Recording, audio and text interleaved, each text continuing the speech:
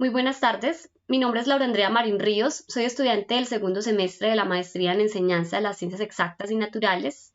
El día de hoy les voy a mostrar el uso de dos herramientas, OBS y Shotcut, para la creación de contenido. Dos herramientas que nos fueron ilustradas en la asignatura del Seminario TIC para la enseñanza de estas ciencias.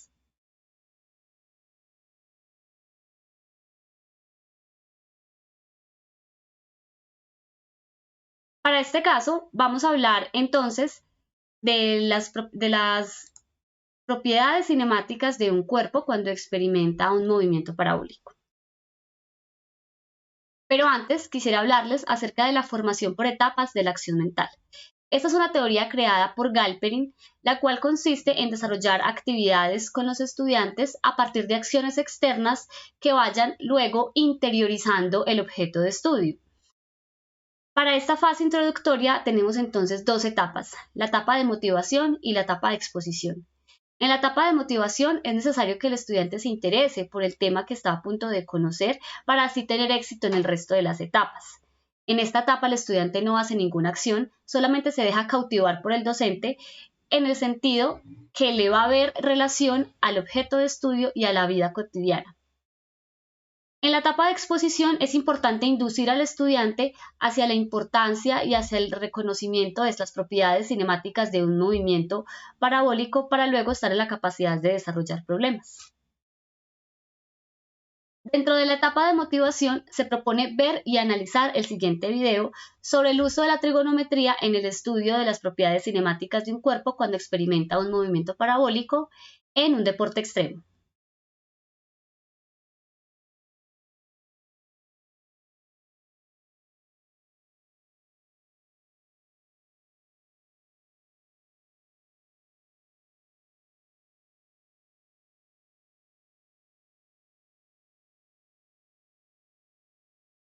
Para hacer saltos de gran altura, una bicicleta puede ser tan efectiva como un par de alas. Lo maravilloso de la experiencia es sentir el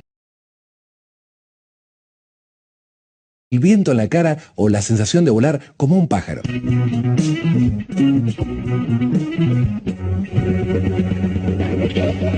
Eso sí, para evitar caer al suelo como una bolsa de papa, hay que observar con atención cómo saltan los profesionales. Este es un salto de casi 20 metros descendiendo a más de 30 kilómetros por hora. Los principios de la física siempre son los mismos, ya sean 2 o 20 metros. ¿Querés saber cómo lo hace? Cada salto sigue una trayectoria simétrica llamada parábola. La inercia te impulsa hacia adelante y la gravedad te lleva hacia abajo con una aceleración constante. Y así, los dos factores crean el arco. El ángulo ideal de despegue para lograr la distancia requerida es de 45 grados. Ya estamos listos para volar. Es muy fácil, ¿eh? Solo hay que tomar impulso antes de llegar a la rampa. ¿Qué podría llegar a fallar? Algo muy sencillo. Tenés que acordarte de saltar junto con la bicicleta. Está bien, sí, bien lastimada después del aterrizaje forzoso. Veamos cómo lo hace este descamisado.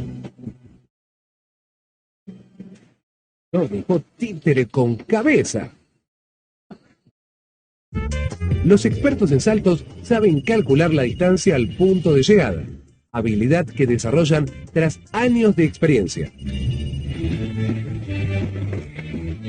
Si no tomás suficiente vuelo, seguro te das la cara contra la rampa. Y eso difícilmente se te olvide. Aquí vemos un buen inicio, con muy buena velocidad, pero eso implica también mayor distancia. Puede que no sea buena idea usar de rampa el techo de un galpón.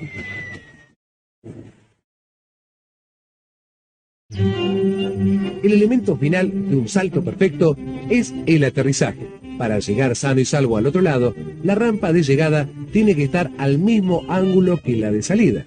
Si concuerdan, seguro vas a aterrizar sin problema.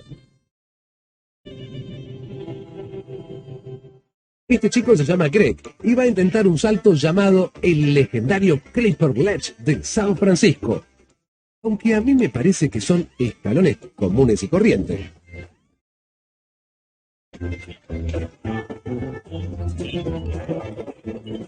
Está demostrando lo que sucede cuando no hay rampa de llegada para conservar la cantidad de movimiento. El suelo no perdona el impacto de llegada. Lo malo de la magnífica demostración de Greg es que duele. Gracias por la demostración, Greg.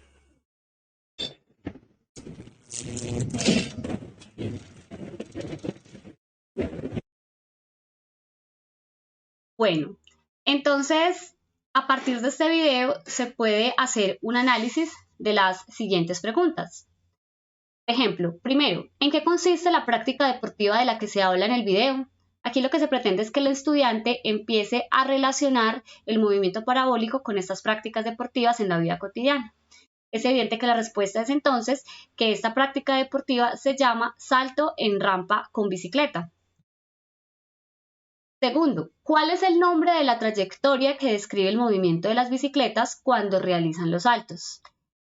Aquí el estudiante empieza también a relacionar este concepto del movimiento parabólico con este deporte, ya que la trayectoria, como lo dice bien el expositor que describe este ciclista, es la trayectoria parabólica. Una tercera pregunta podría ser, ¿cuáles son los aspectos físicos de los que se habla en el video acerca del salto en bicicleta? Recordemos que el expositor nos cuenta que en primer lugar, el primer aspecto es la inercia, ya que empuja al ciclista hacia adelante. Después entra a jugar un papel muy importante la gravedad, ya que empuja hacia abajo al ciclista con una aceleración constante. Y estos factores son los que crean el arco del movimiento parabólico.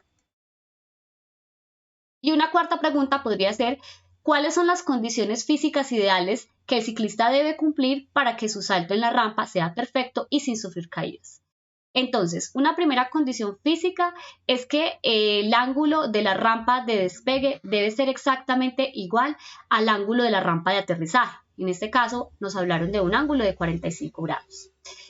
El segundo aspecto físico que se debe tener en cuenta es que el ciclista, a través de la experiencia, de la habilidad y de la práctica, debe calcular el punto de llegada. Y un último aspecto físico es que es muy importante que exista una rampa de llegada, o si no, la cantidad de movimiento no se conservaría igual. Pasando ahorita a la etapa de exposición, tenemos una definición del movimiento parabólico según Galileo y tenemos otra denominación un poco más moderna. Galileo expone el movimiento de un proyectil como el resultado de la descomposición de dos movimientos que son independientes y simultáneos entre sí. El primero es uno que es horizontal y uniforme y el segundo es uno que es vertical y uniformemente acelerado. Por otro lado, también se denomina movimiento parabólico al realizado por un cuerpo cuya trayectoria describe la de una parábola, la cual coincide con la trayectoria de un proyectil, que se mueve en un medio que no ofrece ninguna resistencia y que está sujeto a un campo gravitatorio y que es uniforme. Observemos que aquí la gravedad empieza a adquirir un valor sobre este concepto. En esta gráfica entonces observamos el comportamiento de un cuerpo cuando es lanzado con un movimiento parabólico. Este tiene una velocidad inicial y su respectiva descomposición de la velocidad en el eje vertical y el eje horizontal. También observemos que se forma, con respecto al vector de la velocidad, se forma un ángulo que es medido en el sentido antihorario a las manecillas del reloj con respecto al eje horizontal. Si el punto de salida del cuerpo es en un eje cartesiano 0,0 y las coordenadas son x y y, entonces la velocidad inicial estaría definida como v sub 0 y el ángulo definido como θ. Entonces, las respectivas ecuaciones para las velocidades iniciales en cada una de sus descomposiciones x y y serían las que se muestran en pantalla. V sub 0x es igual a V sub 0 por coseno de θ y V sub 0y es igual a V sub 0 por seno de θ. Ahora, ¿de dónde salen estas ecuaciones? En este punto el estudiante debe recurrir a la trigonometría para conformar un triángulo rectángulo con el vector de la velocidad inicial, sus respectivas descomposiciones en y, en x y el ángulo que se forma con respecto al eje horizontal medido en el sentido antihorario de las manecillas del reloj. Una vez se tiene ese triángulo rectángulo, entonces el estudiante debe hacer uso de las razones trigonométricas del coseno de θ y del seno de θ que recordemos el coseno de teta es igual a cateto adyacente sobre hipotenusa, de ahí entonces despeja la velocidad inicial en X, y recordemos que el seno de teta es igual a cateto opuesto sobre hipotenusa, de la cual de ahí despeja la velocidad inicial en Y. Debido a que estos movimientos pueden ser estudiados por separados, uno como movimiento rectilíneo uniforme y el otro como en dirección de las X, y otro como un movimiento uniformemente acelerado en la dirección vertical, en la dirección de Y, entonces se pueden usar estas ecuaciones de estos dos movimientos, el rectilíneo uniforme y el uniformemente acelerado, para deducir las propiedades cinemáticas de un cuerpo con movimiento parabólico. Es importante que el estudiante entonces en este punto tenga unos conceptos previos establecidos sobre estos dos movimientos. Analicemos, por ejemplo, la magnitud de la aceleración en el componente de las X. Si observamos, la aceleración en el componente de las X es igual a 0, debido a que el comportamiento de la velocidad durante toda la trayectoria del proyectil o de este cuerpo que experimenta este movimiento parabólico es constante. Y como es constante, entonces no hay cambio de aceleración y por eso es 0 su aceleración en este componente. En cambio, miremos que para el componente Y, la aceleración del cuerpo sí se ve afectada por la gravedad, que es la que lo empuja hacia abajo cuando llega a su altura máxima. Entonces se dice que la aceleración en Y es igual a menos la gravedad. Este signo menos quiere decir que el cuerpo se ve afectado por la gravedad en el descenso. Bueno, para la magnitud de la velocidad, en el componente de la X, tenemos que la velocidad X es igual a la velocidad sub 0x, esto porque la velocidad, como dijimos, es constante durante cualquier punto de la trayectoria. Y para el componente de la Y, teniendo en cuenta el movimiento uniformemente acelerado, podemos deducir que su velocidad es v sub y es igual a v sub 0y menos la gravedad por el tiempo. Observemos cómo aquí ya el tiempo empieza a influir en esta velocidad para el componente Y. Con respecto a la posición es igual a la velocidad sub 0x por tiempo, que es una ecuación básica conocida por todos que describe la posición de un cuerpo en cualquier punto. Y para la componente Y tenemos que esta posición es igual a la velocidad sub 0y por el tiempo menos un medio de la gravedad por el tiempo al cuadrado. También recordemos que es deducida del movimiento uniformemente acelerado. Bueno, lo que sigue a continuación es una propuesta para que el estudiante pueda indagar y explorar un poco más acerca de estas propiedades cinemáticas de un cuerpo con movimiento parabólico en un simulador que es gratuito y que es interactivo llamado PET, en el cual se pueden desarrollar actividades en áreas de las ciencias y de las matemáticas.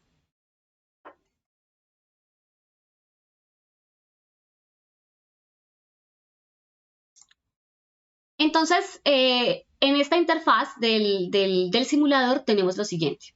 En primer lugar, el estudiante puede elegir con qué objeto desea trabajar, cuál es el objeto que desea lanzar a través del cañón. Puede ser una bala, puede ser un proyectil, una pelota de golf, de béisbol, etc. Una vez es elegido este objeto, supongamos que vamos a lanzar un proyectil, nos muestra la masa de este objeto y su diámetro.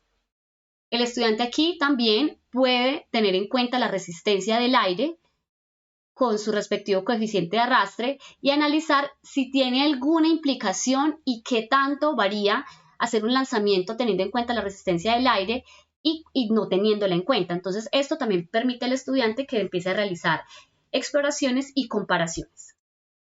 Supongamos que para este caso no la vamos a tener en cuenta en esta simulación. En cuanto a los vectores de velocidad, el estudiante puede visibilizar los componentes de velocidad y asimismo también visibilizar los componentes de aceleración.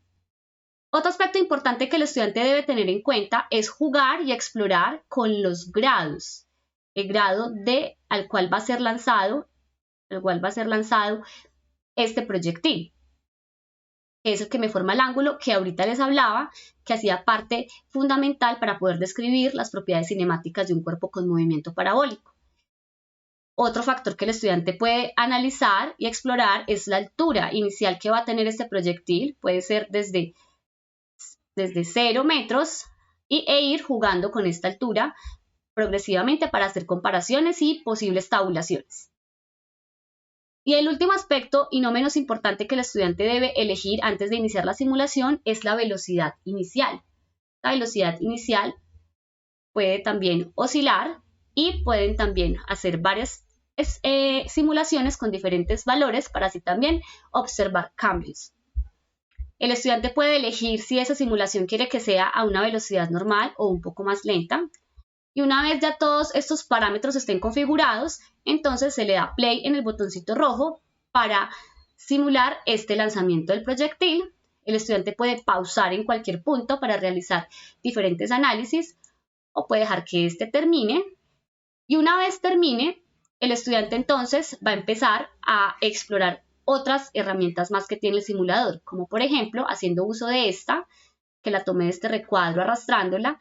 Esta es una tabla que cuenta con una lupa. Esta lupa yo la ubico sobre cualquier punto por lo que haya transcurrido, por donde haya pasado el proyectil, y ahí se puede analizar lo siguiente: el tiempo de vuelo de este proyectil hasta este punto, la distancia horizontal que ha recorrido el proyectil hasta este punto y su respectiva altura con respecto al eje horizontal. Recordemos que el estudiante también está en la capacidad de llegar a describir y deducir estas ecuaciones de tiempo de vuelo, distancia horizontal y altura como propiedades cinemáticas de un cuerpo con movimiento parabólico, y teniendo en cuenta los otros dos movimientos con los cuales es conformado este movimiento parabólico.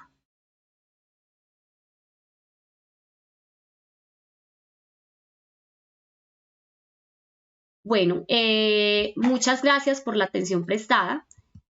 Espero que en una próxima oportunidad nos podamos volver a encontrar para mostrarles una etapa concretizadora en la cual el estudiante puede profundizar y puede acercarse más al conocimiento a través de la resolución de problemas. Hasta la próxima y muchas gracias.